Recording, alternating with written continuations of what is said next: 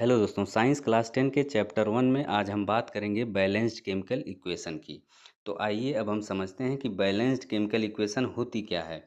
Friends, a balanced chemical equation is that in which the total number of atoms of each element are equal on both sides of the equation.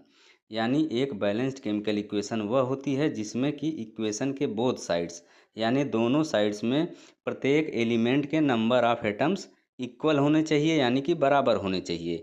यहाँ पर both side से मतलब है reactants की side और products की side. बात स्पष्ट हो गई। अब हम जानेंगे कि किसी केमिकल इक्वेशन को बैलेंस्ड केमिकल इक्वेशन किस बेस पर माना जाता है। तो किसी केमिकल इक्वेशन को बैलेंस्ड केमिकल इक्वेशन माना जाता है the law of conservation of मास के बेस पर। तो आइए अब हम समझते हैं कि the law of conservation of mass होता क्या है। फ्रेंड्स, इस लॉ के अनुसार mass can neither be created nor be destroyed during a chemical reaction. यानी किसी केमिकल रिएक्शन के दौरान मास को न तो बनाया जा सकता है और न ही इसे डिस्ट्रॉय किया जा सकता है।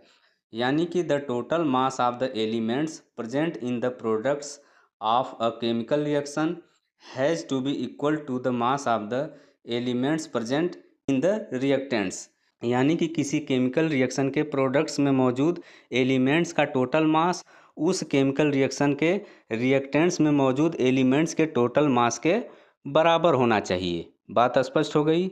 दोस्तों, यदि हम दूसरे शब्दों में कहें तो the number of atoms of each element remains the same before and after a chemical reaction. यानी किसी केमिकल रिएक्शन के पहले और बाद में प्रत्येक एलिमेंट का नंबर ऑफ एटम्स सेम रहता है यानी कि बदलता नहीं है। तो यहाँ पर एक केमिकल रिएक्शन है जिसकी इक्वेशन दी गई है। इक्वेशन कौन सी है? जिंक प्लस H2SO4 रिएक्ट करके बनाता है जिंक सल्फेट और हाइड्रोजन गैस बाहर निकलती है। अब हम इस केमिकल इक्वेशन को देखेंगे कि ये केमिकल इक्वेशन बैलेंस्ड है या फिर नहीं। इसको चेक करने के लिए सबसे पहले हम इसमें मौजूद सभी एलिमेंट्स को लिख लेते हैं।